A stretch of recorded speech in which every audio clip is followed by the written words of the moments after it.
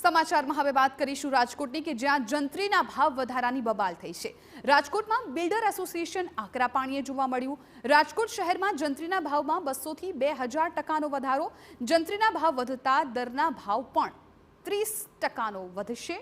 TRP game zone અગ્નિકાંડ બાદ રાજકોટમાં real estate ઉદ્યોગ મંદી વચ્ચે જંત્રીના ભાવ વધતા પડ્યા પર પાટા જેવી સ્થિતિ છે। સરકારે જાહેર કરેલી નવી જંત્રી સામે આમ તો રાજ્યભરમાંથી વિરોધના સૂર ઉઠી રહ્યા છે, પરંતુ રાજકોટમાં તો સ્થિતિ વધારે કફોડી બની છે।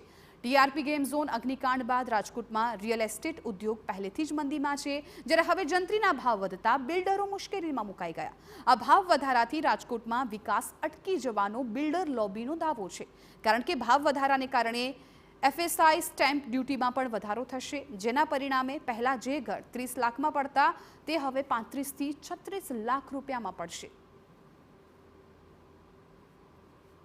રાજ્ય સરકારે જંત્રી સામે બાંધા અરજી માટે 1 મહિનાનો સમય આપ્યો છે। જો કે બિલ્ડર એસોસિએશનની માંગ છે કે તે માટે 2 મહિનાનો સમય આપવામાં આવે અને અરજી ઓનલાઈનને બદલે ઓફલાઈન કરવામાં આવે। રાજકોટમાં જંત્રીના ભાવ વધારા સહિત ટીપી શાખાની આંટીઘૂંટી સામે પણ વિરોધ ઉઠી રહ્યો છે। બાંધકામ સંદર્ભે રાજકોટ મનપા દ્વારા 11 જેટલા પરિપત્રો બહાર પડાયા। સ્થિતિ એવી છે કે બિલ્ડર પ્લાન મૂકતા પણ ડરી રહ્યા છે।